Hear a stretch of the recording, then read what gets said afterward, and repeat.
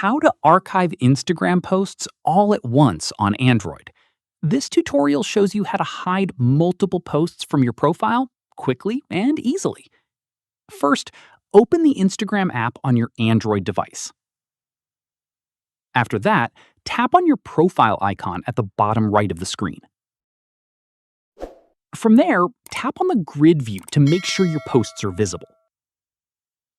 At this point, tap on any post. Let me show you.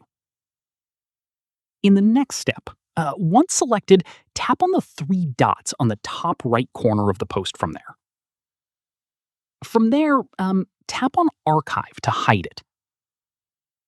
At this stage, in order to archive your all posts, repeat the same process for all posts. Once done, all the posts will now be hidden from your profile and move to your archive. From here, to access your archived posts, tap on the three lines at the top right of your profile and tap on Archive. At this stage, you'll see all your archived posts stored safely here. Tap on any one to view it or restore it back to your profile. Here's an important note. Archiving posts hides them from everyone, including your followers.